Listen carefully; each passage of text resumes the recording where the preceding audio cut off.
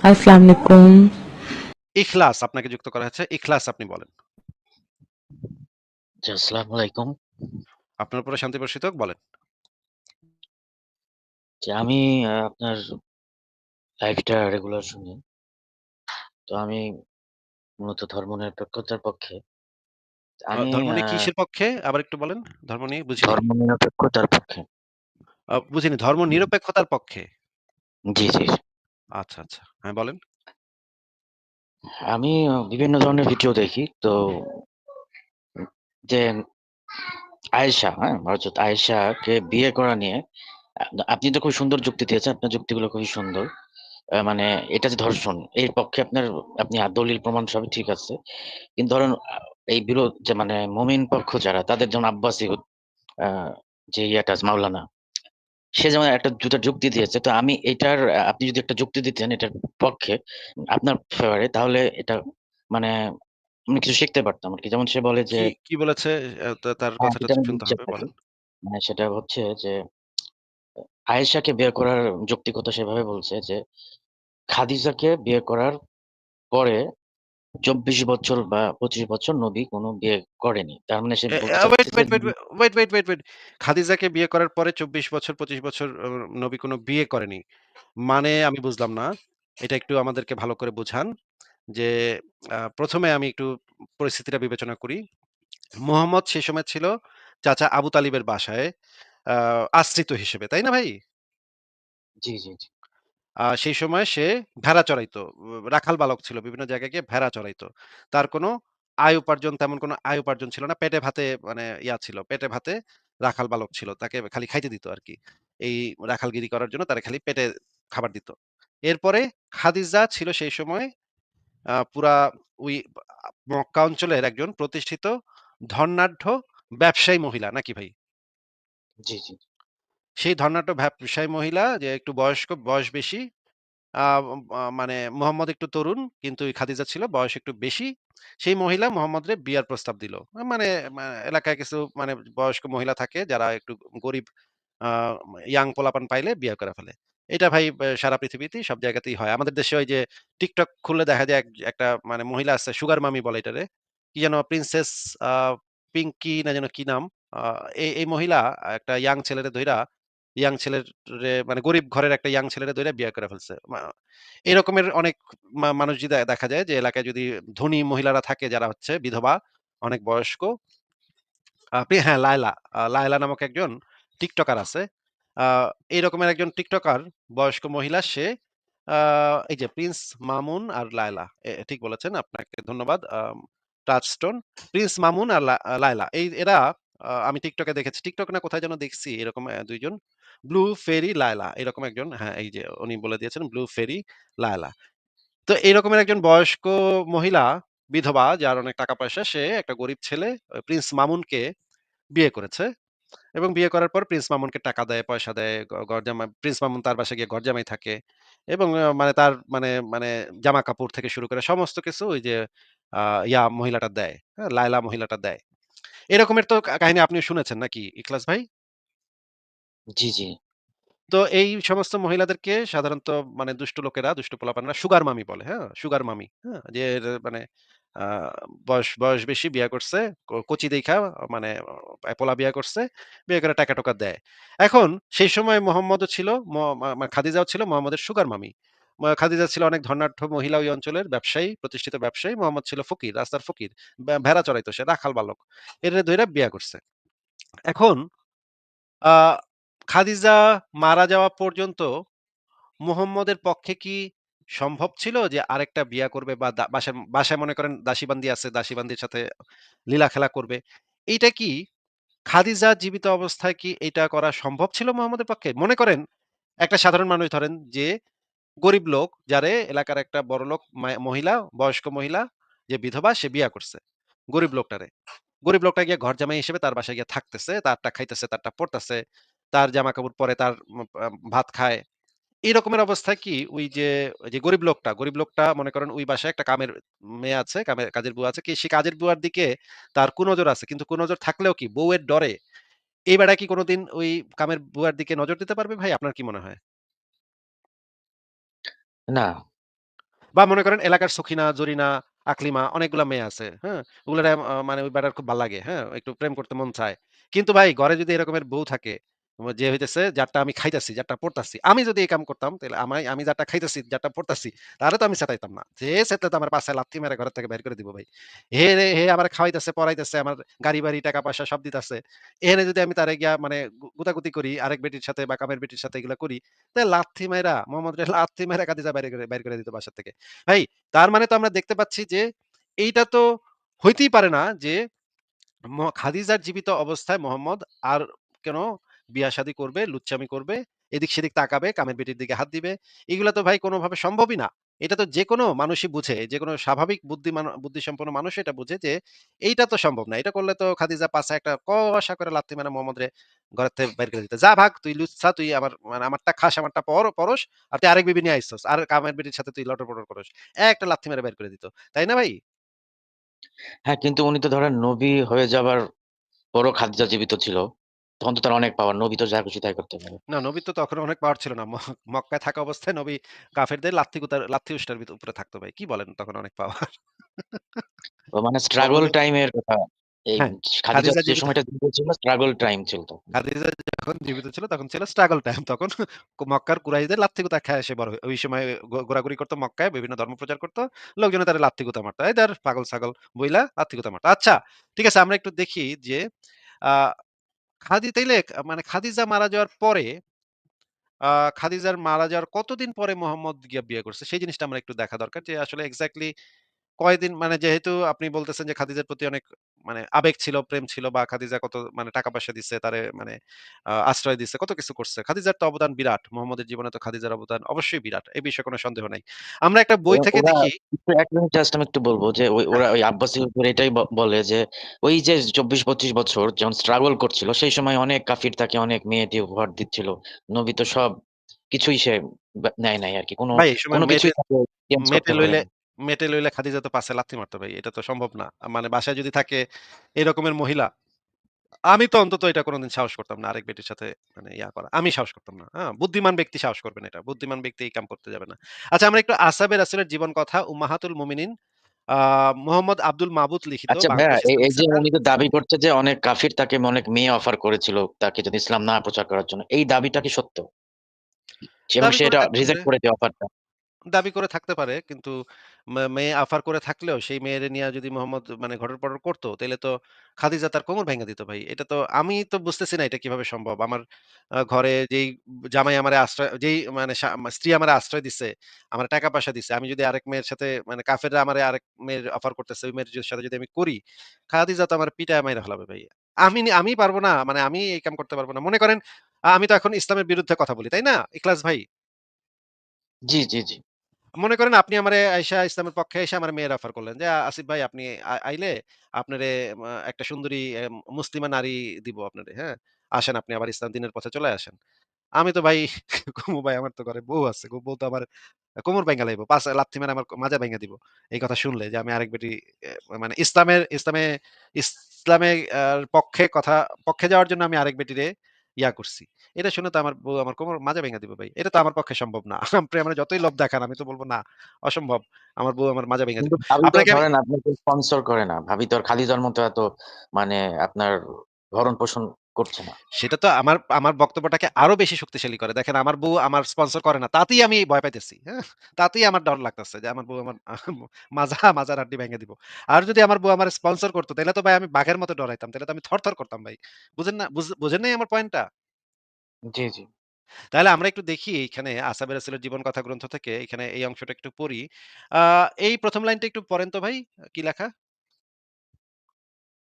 ১ম লাইনটা হচ্ছে, অধিকাংশ গবেষকের সিদ্ধান্ত ও নির্ভরযোগ্য। এটা ১ম লাইন? হ্যাঁ, পড়েন। হ্যালো।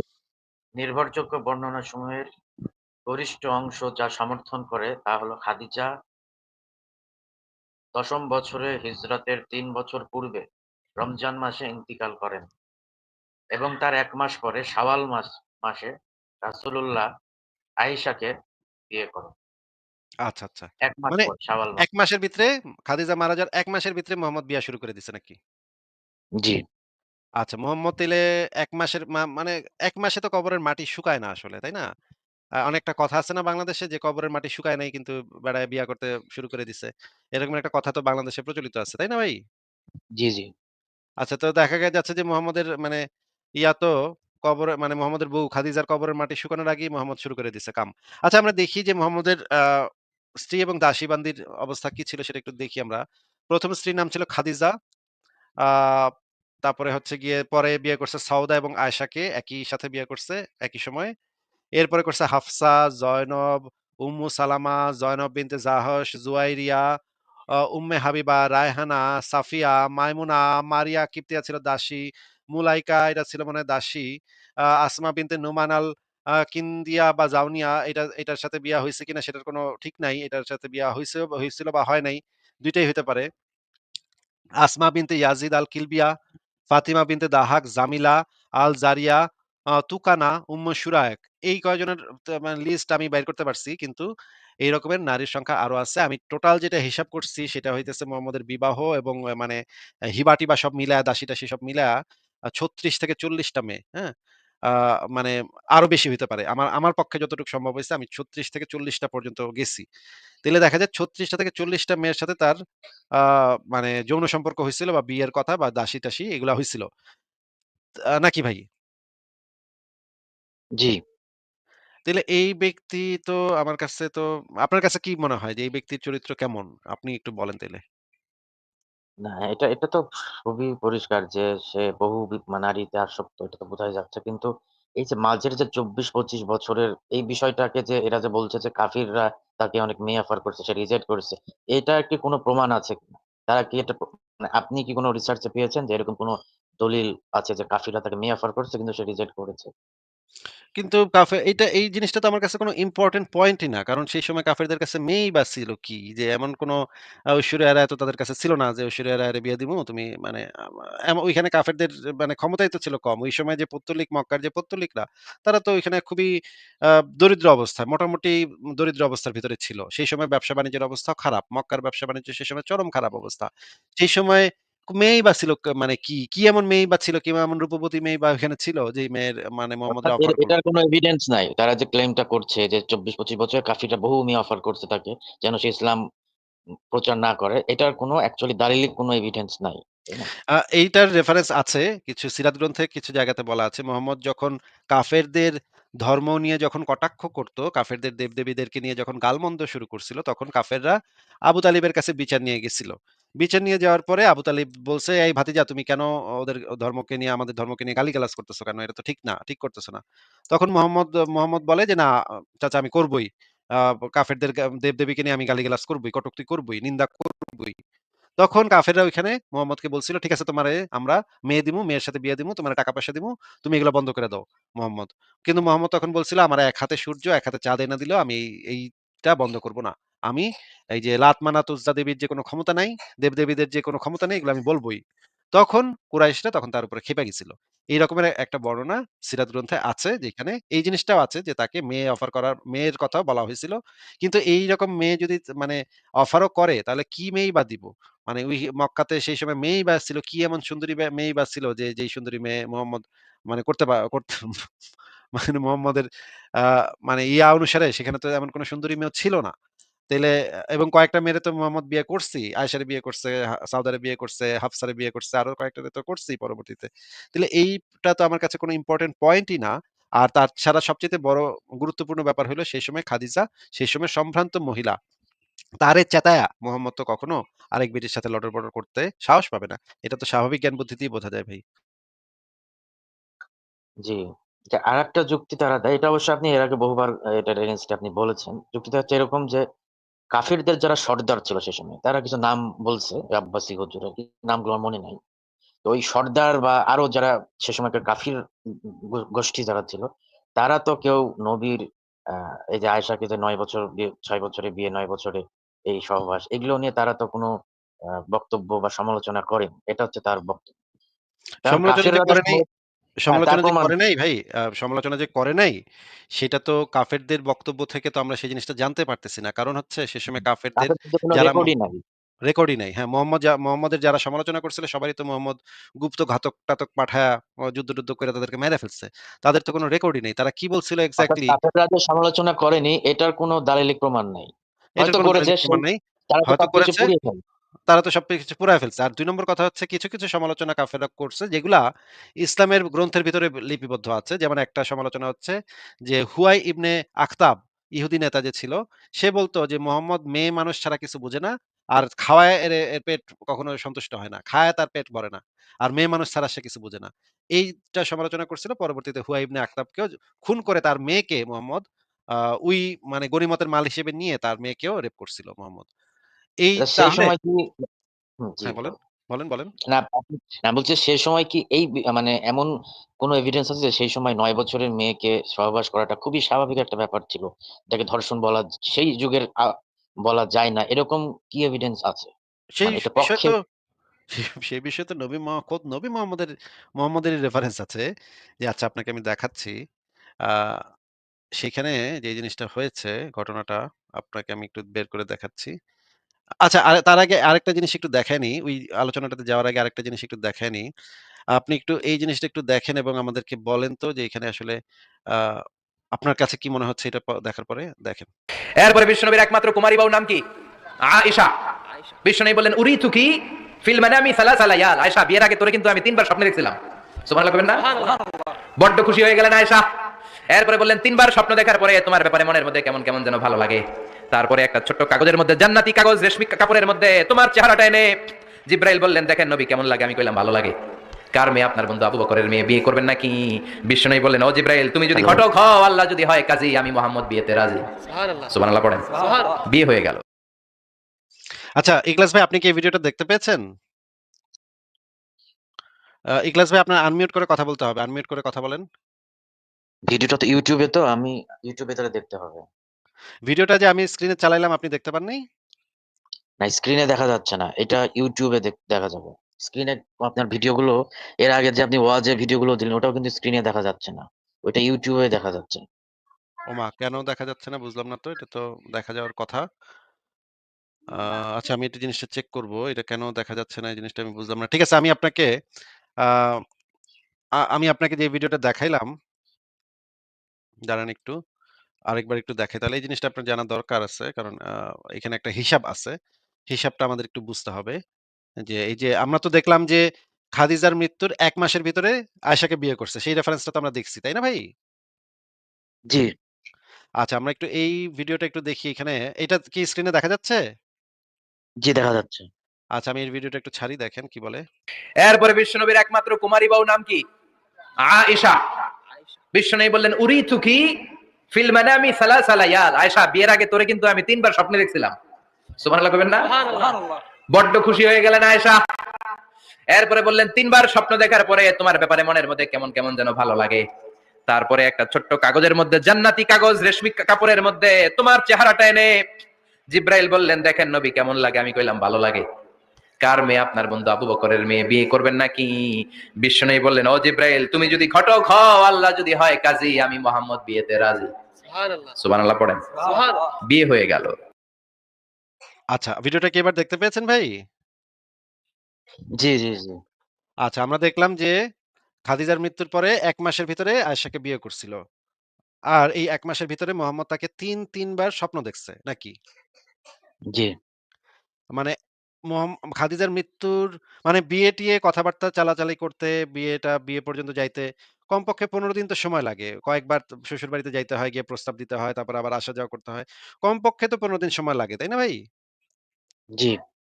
তার মানে খাদিজার মৃত্যু থেকে আয়েশার বিবাহের দিন পর্যন্ত যদি ১ মাস হয়ে থাকে, তার মানে খাদিজার মরার ইমিডিয়েটলি মোহাম্মদ আয়েশার স্বপ্ন দেখা শুরু করছে এবং তার মনে নাকি কিরকম ভালো লাগে নাকি।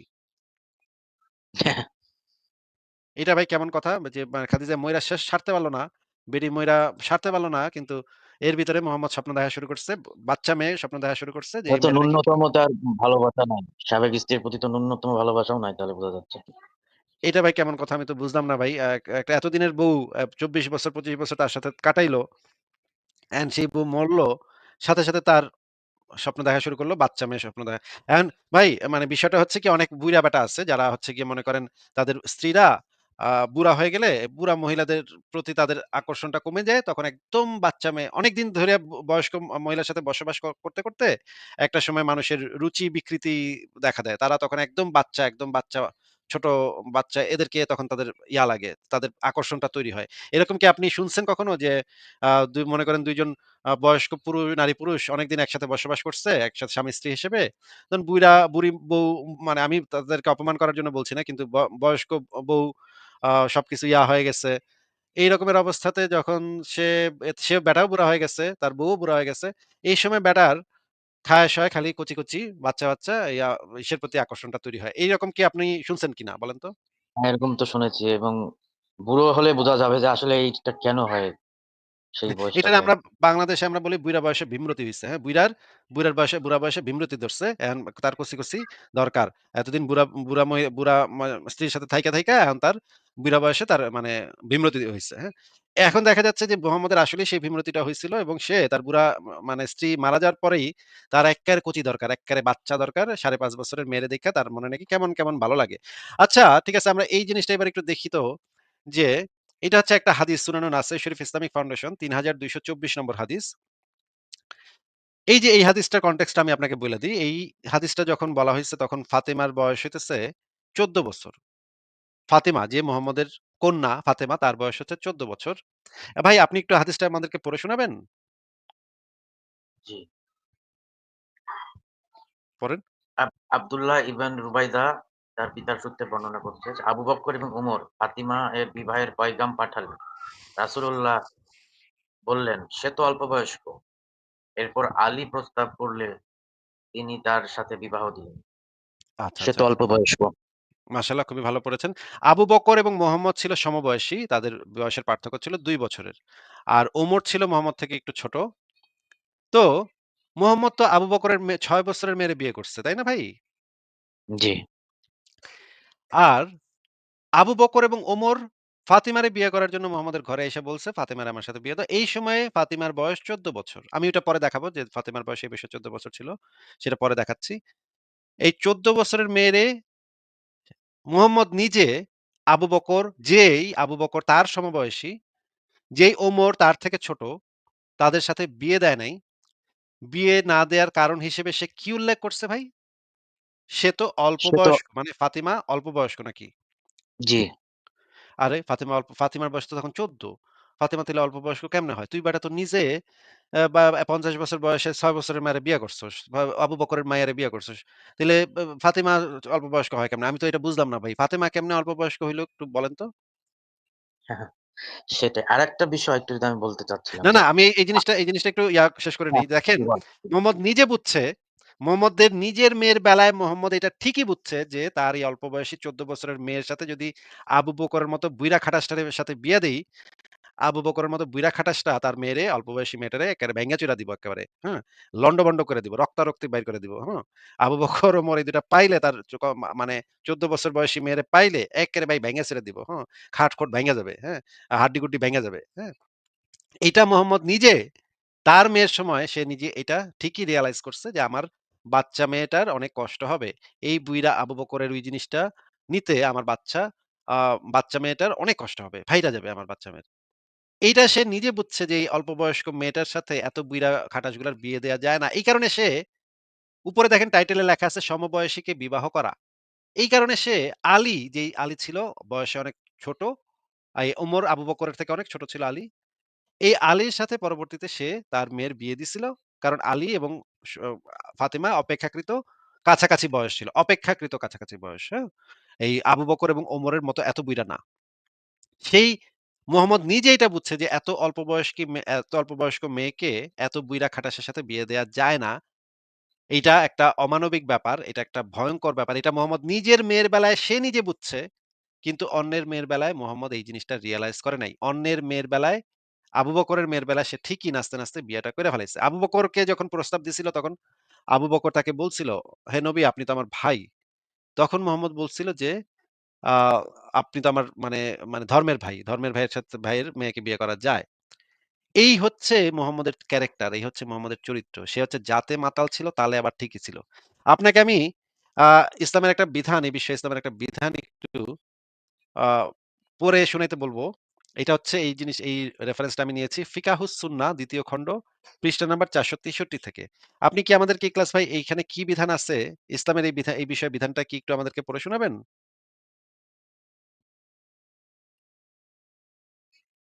ইখলাস ভাই আনমিউট করে একটু পড়ে শোনান। জি, আমি বলছি। হ্যাঁ, পড়েন।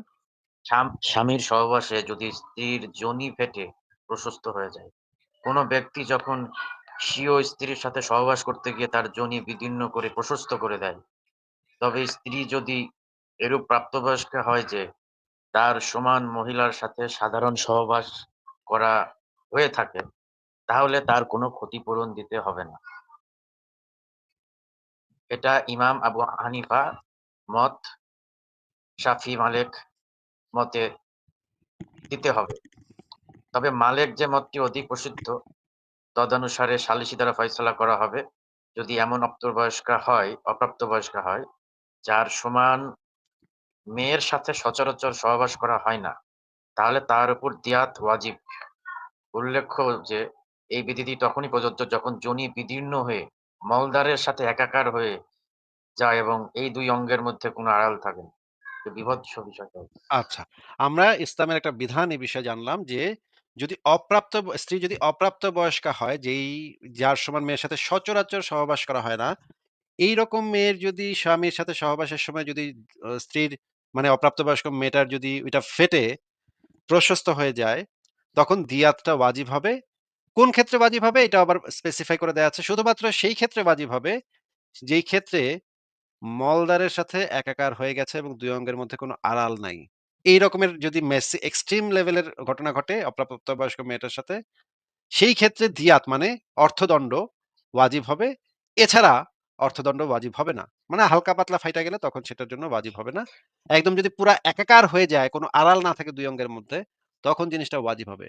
ভাই এই বিধানটা তো একটা বীভৎস মানে সারা পৃথিবীর সমস্ত বিধান একত্র করলে যেরকম যত খারাপ বিধান আছে পৃথিবীতে, এইটার সমান খারাপ বিধান তো আমি বাপের জন্মে আমি এরকমের খারাপ বিধান ভাই শুনি নাই। এটা এত এটা একটা তো নোংরা কথা, শিশু ধর্ষণকে সরাসরি জায়েজ করা হচ্ছে এখানে। এত একটা নোংরা কথা এটা, এত একটা নোংরা কথা একটা বাচ্চা, একটা অপ্রাপ্তবয়স্ক একটা বাচ্চা মেয়ের সাথে এটা করলে কি হবে? দিয়াত ওয়াজিব নাকি ওয়াজিব না এটা এখানে মাসালা দিতেছে। এটা ভাই এইটা পড়ার পরে আমার মাথা চক্কর দিছে। আমি পুরা একদিন এটা পড়ার পরে আমি কোন কথাই বলতে পারি নাই। আমার মাথায় বারবার এটা ঘুরছে যে এইটা কিভাবে সম্ভব যে এটা একটা বিধান ইসলামের, যে একটা অপ্রাপ্ত বয়স্কা মেয়ের ওই যে ওইটা যদি ফাইটা যায়, স্বামী যদি ফাটায় দেয়, তারপরে যদি একাকার যদি না হয়, একাকার হয়ে গেলে তখন দিয়াত দিতে হবে। আর একাকার না হইলে কোন দিয়াত নাই। এটা কোন একাকার না হইলে ঠিক আছে, অসুবিধা নাই। ইসলাম এটাকে অ্যালাও করতেছে। একাকার না হইলেই হয়। ভাই আমার তো ভাই মাথা-টাথা পুরা নষ্ট হয়ে যায় এই সমস্ত যখন জিনিস আমি পড়ি। আমার তো আসলে একটা জিনিস বোঝা যাচ্ছে যে ইসলামটা আসলে একটা রাষ্ট্র দখল করা এবং রাষ্ট্র শাসন করার একটা রাজনৈতিক প্রকল্প ছিল নবীর। এবং বাদশা তো তার মেয়েদের বেলায় এক আইন করবে। বাদশার মেয়ে ফাতেমার আইন এক হবে আর সারা পৃথিবীর সবার আইন আরেক রকম হবে।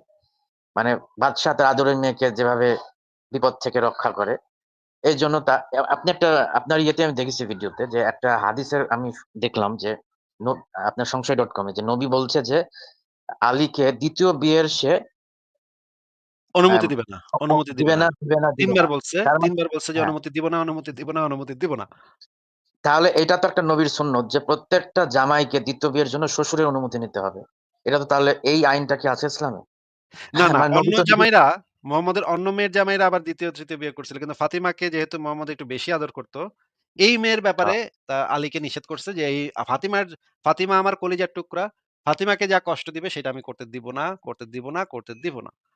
কারণ তার কাছে মনে হয়েছে তার যদি সতীন আসে ঘরে, ফাতিমার যদি সতীন আসে তাহলে ফাতিমার অনেক কষ্ট হবে। এবং ফাতিমাকে যে কষ্ট দেয় সে নবীকেই কষ্ট দেয়। এটাও নবী বইলা গেছে একটা হাদিসের ভেতরে এটা যদি ফাতিমাকে হয়ে কষ্ট থাকে ফাতেমাকে যে কষ্ট দেয় সে নবীকে কষ্ট দেয়। তাহলে তো দেখা যাচ্ছে ইসলামের সবগুলো খলিফাই কম বেশি নবীকে অসম্মান করেছে, নবীর অবমাননা করেছে। যেমন ধরেন আবু বকর ফাতেমাকে ওয়ারিসের সম্পত্তি দেয়নি এবং এরপরে আপনি বলেছেন যে হাদিসেই লেখা আছে যে ফাতিমা আর আবু বকরের সাথে কোনদিন কথা বলেনি। তার মানে হ্যাঁ, এখানে পরিষ্কার বোঝা যাচ্ছে যে ফাতিমাকে সে কষ্ট দিয়েছে। ফাতিমাকে কষ্ট দেওয়ার মাধ্যমে সে জেনে শুনে নবীকে কষ্ট দিয়েছে। তাহলে এই যে সে হ্যাঁ, জেনে শুনে নবীকে কষ্ট দিল, তাহলে তো সেই নবীর আদেশ মানছে না এক হিসাবে। সে তো মানছে না। কুফরি। হ্যাঁ, কুফরি করেছে। হ্যাঁ, আবু বকরও কুফরি করেছে, ওমরও কুফরি করেছে, ওসমানও কুফরি করেছে, আলীও কুফরি ওমর করেছে। ওমর যেমন ধরেন জানতো যে ওই একটা আপনার বক্তব্যে আলীকে সে বলেছে যে আলী হবে মাওলা নেক্সট খলিফা। ওমর কিন্তু জানতো এবং সে হিংসা করে বলেছে যে, তুমি তো আমাদের সবার অভিভাবক হয়ে যাচ্ছ। ওমর জেনে শুনে সে আবু বকরকে খলিফা বানায় দিল। তার মানে ওমর তো সরাসরি নবীকে অস্বীকার করা বলা যায়। নবীর একটা হ্যাঁ, ইচ্ছাকে অস্বীকার করা। হচ্ছে না নবীর একটা বিষয়টা? ইচ্ছা। হ্যাঁ, হচ্ছে। কিন্তু এরপরে সেগুলা উসমান হ্যাঁ, হ্যাঁ, পরে এরপরে ওসমানও উসমান করেছে। হ্যাঁ, উসমান বলেন। কি করলো? নবী বলল যে ৭ ভাষাতে হযরত হচ্ছে ওমর একটা সাহাবীকে নিয়ে নবীর কাছে গেল যে, "এই যেভাবে কোরআনটা তেলাওয়াত করছে আমার তেলাওয়াত তো মিলছে না। একে আমি এখন মেরে ফেলবো।" তখন নবী কি বলল? নবী বলল যে, "ওইভাবেও তিলাওয়াত করা যাবে, ওর ভাষাতেও উপভাষাতেও তিলাওয়াত করা যাবে। আর আবু তাল আম হচ্ছে ওমর তোমার ভাষাতেও কুরাইশের ভাষাতেও নবী কোরআন তেলাওয়াত করা যাবে বা সব ভাষাতেই ৭ টা উপভাষাতেই কোরআন তিলাওয়াত করা যাবে বা নাজিল হয়েছে।" এরকম কথা সে উনি বলেছে, হাদিসে আছে। তাহলে যে উসমান যে এটা সবগুলো ভার্সন পুড়িয়ে ফেলল। যে শুধুমাত্র কুরাইশের ভাষাতেই কোরআনটা থাকবে। বাদবাকি সব ভার্সন যে নিদর্শন যেগুলো ছিল সাহাবীদের কাছে চামড়াতে লেখা ছিল, হয়তো আপনার খেজুরের পাতে লেখা ছিল, সব পুড়িয়ে ফেলল। তার মানে এই যে সে ডাইরেক্ট নবীর অর্ডার সে ভায়োলেট করল। নবী বলেছে সব ধরনের আরবি উপভাষাতেই কোরআন পড়া যাবে। ওসমান কি করল? একটা ভাষাতে রেখে সবগুলা ভার্সন তো সে নষ্ট করে ফেলেছে, পুড়িয়ে ফেলেছে। তাই না? এটা কি ঠিক বলছি? একদম ঠিক, একদম ঠিক। আপনি চাইলে আমি সেটার তাহলে রেফারেন্স গুলো বের করে উসমানও আনতে পারি। কুফরি করল। আবার আলীর ক্ষেত্রে দেখেন, আলী তো কালেমার সাথে তার নাম জুড়ে দিচ্ছে সম্ভবত, তাই না? কালেমার সাথে আলী শিয়ারা করেছে। আলীর শিয়ারা সমর্থক করেছে। হ্যাঁ, তার মানে আলীর সমর্থকরা এক ধরনের নবীকে অবমাননা করেছে বলা যায়। এখন একটা জিনিস আমি জানতে চাই আপনার কাছে যে, উম্মেনুল মুমিনিন নবীর যে সম্মানিত স্ত্রীরা, একটা হ্যাঁ, হাদিস আছে আপনার ওখানে আমি দেখি যে আয়েশা বলছে, হযরত আয়েশা যে কোরআনের আয়াত ছাগলের খেয়ে ফেলার যে আয়াতটা, ওইখানে বলা হচ্ছে যে এই ছাগলের খেয়ে ফেললো সে আয়াতটা কি বিষয় নিয়ে? সেটা হচ্ছে আপনার নারীদের বুকের দুধ যেটা, বুকের দুধ ৫ ঢোক যদি কেউ খায় সে হয়ে যাবে দুধমা, তাই না? তার সাথে নিকাহ করা অর্থাৎ সেক্স করা। ইসলামে তো নিকাহ মানে সেক্স। তার হ্যাঁ, সাথে সেক্স করা হারাম হয়ে যাবে। ঠিক বলছি না? হ্যাঁ, হ্যাঁ। এখন এই যে এখন যারা ইসলামিস্ট তারা বলছে যে এই আয়াতটা হারিয়ে গেছে তো কি হয়েছে? এইটাকে রহিত করা হয়েছে। এটাকে রহিত রহিত কে করেছে করল? কারা? রহিত কে করল? উম্মেনুল মুমিনুনরা রহিত করতে পারে। আচ্ছা ধর এখানে বলা হচ্ছে যে উম্মেনুল মুমিনরা বলছে যে এই নবী এই হাদিস আয়াতটা করেছে একটা ব্যক্তির নাম বলা হচ্ছে। নামটা সালাম না কি যেন? সালিম বা এরকম কিছু একটা হবে। একটা মহিলা সালিমের কাছে থাকতো। সালিম তার বুকের দুধ খাইতো আরকি। তার পালক পুত্র হয়ে গেছে। তো সেই মহিলা জানতে চাচ্ছে যে আমি কি একে আরো দুধ খাওয়াতে পারবো কিনা বা তার সাথে আমি এই সম্পর্ক রাখতে পারবো কিনা হ্যাঁ, হ্যাঁ। মায়ের নবী সম্পর্ক। একটা মুচকি হাসি দিয়ে তখন বলল যে, "হ্যাঁ, সেটা করতে ওইটা বিধান করে দিলেন।" হ্যাঁ? আমি মনে করি ইসলামে একজনই মানবিক মানুষ আছে যে আয়েশা। মানবিক আমি এই অর্থে বলছি। এটা তো একটা অশ্লীল ব্যাপার যে একটা নারী তার বুকের দুধ কেন এটা তো বয়স্ক ক্ষেত্রে কিন্তু শিশুর ক্ষেত্রে না। একটা বয়স্ক লোকও দুধ খেতে পারবে। ৫ ঢোক দুধ খেলেই সে হয়ে যাবে দুধমা। তার সাথে সেক্স করা যাবে না। এখন ধরেন এটা স্বাভাবিক যে একটা মেয়ে কেন এইভাবে যাকে তাকে দুধ খাইতে দিবে? বুকের দুধ। এটা তো কি সে সেক্সুয়াল ডিজায়ার ও থেকে করছে না দুধ এবং যে খাওয়ার দুধ জন্য যে থাকবেই এটাই বা গ্যারান্টি কোথায়, তাই না? মানে দুগ্ধবতী হতে হবে আরকি হয়তোবা। হ্যাঁ, দুগ্ধবতী নারী আরকি। তো এখন আমার কথা হচ্ছে যে এই বিষয়টা উম্মেনুল মুমিনদের কাছে খুবই অস্বস্তিকর লেগেছে। এটাই স্বাভাবিক। কিন্তু আবার মানবিক বিবেচনা করে যদি দেখেন, অশ্লীলতার থেকে যদি মানবিকতাকে বেছে নেয়া হয়, তাহলে নবী মনে হয় এদিক দিয়ে একটু মানবিকতাকেই বেছে নিয়েছিল যে এটা কিন্তু এক ধরনের সেকুলার ও বলা যেতে পারে যে বুকের দুধ খাওয়ানো কি এমন দোষের? যদি উট না থাকে, ছাগলের দুধ না থাকে, তো মানুষের দুধই খাইতে হবে। যুদ্ধকালীন অবস্থা ধরেন। কি করবে? তার তো পানিও নাই সেখানে। তো যাই হোক উম্মেনুল মুমিনদের কাছে হয়তো অশ্লীলতাটা বেশি গুরুত্বপূর্ণ ছিল মানবিকতার থেকে। তো তারা এখন বলছে যে এইটা আমাদের পক্ষে সম্ভব না। একটা বয়স্ক লোককে এভাবে দুধ খাওয়ানো আমাদের পক্ষে সম্ভব না। এটা আমাদের জন্য এই বিষয়টা তো এবং এরকমই ছিল, তাই না? এবং ভাই মানে আরো যে মর্মান্তিক যে ব্যাপারটা হাদিসের ভিতরে যেই শব্দগুলো আসছে সেই শব্দগুলা দ্বারা দুধ চুষাইয়া খাওয়ানোর কথা বলা আছে ভাই। হ্যাঁ? এটা তো খুবই প্রবলেমেটিক। গ্লাসে ঢাইলা যে খাওয়াবে এরকম কোনো রেফারেন্স নাই। রেফারেন্স আছে একদম সরাসরি মুখ দিয়ে ভাবে খাওয়া। তো এটা তো ভাই তো এখন যদি এই যে দুধ খাওয়ার কিভাবে বিষয়টা সম্ভব? উম্মুল মুমিনদের কাছে যদি অস্বস্তিকর মনে হয়, তারা এটা বলতে পারে যে এইটা আসলে আমাদের জন্য অস্বস্তিকর, এটা তো সম্ভব না। কিন্তু তারা কি কোরআনের আয়াতকে মানে গ্রহিত করতে পারে? সেই রাইট কি এ নাই। আল্লাহ এবং এই তার কারণেই নিশ্চয়ই নবীজি মানে নবীর বউরা মনে হয় এই আয়াতটারে গাপিস করে দিছে। এনে ছাগলেই খাইছে নাকি অন্য কেউ খাইয়া ফেলছে। এটা তো ভাই এটা কি গ্যারান্টি দিয়ে আচ্ছা এই আয়াতটা যে বোঝা এই যাচ্ছে না। আয়াতটা তো যতদূর জানি যে নবীর মৃত্যুর কাছাকাছি সময়ে সম্ভবত হয়েছিল। একদম মৃত্যুর মানে দিনে নতুন আরেকটা একটু আপগ্রেডেড আয়াত আসছিল। ১ম এ কোরআনে নাযিল হয়েছিল ১০ বার দুধ মানে ১০ ঢোকে যে দুধ পানের বিষয়টা আসছিল। পরবর্তীতে সেটাকে রহিত করে ৫ বার করা হয়েছিল। সেই ৫ বারেরটা মানে লাস্ট টাইমে মুহাম্মদের মৃত্যুর একদম লাস্ট টাইমে সেটা নাযিল হয়েছিল। সেটা লিখে আয়েশা মুহাম্মদের যে বালিশ, সেই বালিশের নিচে ঢুকায় রাখছিল। এখন ওগুলা তখন তো সেই সময় তো পাতা-পাতাতে লিখে রাখতো। তখন তো আর এত কাগজ-টাগজ ছিল না। পাতার উপরে লিখে রাখতো। একটা মানে মুহাম্মদের মৃত্যু নিয়ে সবাই পাড়াপাড়ি শুরু করছে। মুহাম্মদ মারা গেছে। মুহাম্মদের মৃত্যু নিয়ে দৌড়াদৌড়ি হাউকাউ। এই সময় নাকি ছাগলটা আইসা ওইটা খায়া গেছে। ওইটার ভিতরে যেটা ছিল যে কতবার দুধ খাইলে ইয়া হবে। এখন এইটা তো ভাই বোঝাই যাচ্ছে যে এটা একটা প্রবলেমেটিক আয়াত এবং নবীর স্ত্রীরা অনেকেই এই আয়াতের বিরুদ্ধে ছিল। বোঝাই যাচ্ছে এবং যেকোনো মেয়েই এটা এই আয়াত তো মানে ইয়া করতে চাবে না। এখন ভাই অন্য বিবিরা এই আয়াতটারে মানে ইয়া করে দিছে নাকি, লুকায়া ফেললো নাকি, নাকি আসলেই ছাগলে খাইছে। ছাগলে খাইলে ছাগলই বা কেন খাইলো? ছাগলে কেন এত নাস্তিক? এই জিনিসটা তো বোঝা যাচ্ছে না। না তারা ছাগল তো কেন না এখানে তো তারা তো লজিক দিয়েছে। তারা তো বলছে না যে এইটা। তারা বলছে উম্মেনুল মুমিনিনরা এই আয়াতটা তার আপত্তির কারণে রহিত করা হয়েছে। এরকমই কিন্তু ইসলামিস্টরাই বলছে। এটা তো হ্যাঁ, ইসলামিস্টদের হ্যাঁ। কথা। হ্যাঁ, হ্যাঁ। তাহলে উম্মুল কিভাবে মুমিনিনদের আপত্তির আমার কারণে। কথা হ্যাঁ, হচ্ছে এটা যে বলে। নবীর মৃত্যুর পরপরই যদি এই ঘটনাটা ঘটে তাহলে নবী এটা রহিত করেনি। তাহলে কে এটা রহিত করলো? যদি উম্মেনুল কে মুমিনরাই হ্যাঁ। রহিত করে সেই রাইট তাকে কে দিয়েছে? এটা কি সে পারে? কোরআনের আয়াত কি কেউ রহিত করতে পারে? আল্লাহ তাহলে মোহাম্মদ কিভাবে কোরআনের হেফাজত আল্লাহ করলো? এবং আল্লাহ মোহাম্মদ ছাড়া তো কেউ করতে পারে না, তাই না? হ্যাঁ, এবং আল্লাহ এটার হেফাজতটা কিভাবে করলো? যে উম্মুনে মুমিনুন চাইলো আর কোরআনের আয়াত যতই অশ্লীল হোক বা যতই তার জন্য আপত্তিকর হোক, এটা তো কোরআনের আয়াত। এটা তো উম্মিনুল মুমিনিন কি এটা আপনার রিজেক্ট করতে পারে? সেটা আমি জানতে হ্যাঁ, চাচ্ছি। বা এটা কি আসলে মুমিনরাই তো বলে যে মানুষের জ্ঞান বুদ্ধি দিয়ে কোরআনের আয়াত বোঝা যাবে না, মানুষের জ্ঞানের অনেক ঊর্ধ্বে। তাহলে মেনে নিতে হবে, তাই না? এটা তো যে আয়াত আছে সেভাবেই মেনে নিতে হবে, সেভাবেই ফলো করতে হবে। আচ্ছা উনি তো চলে গেছেন।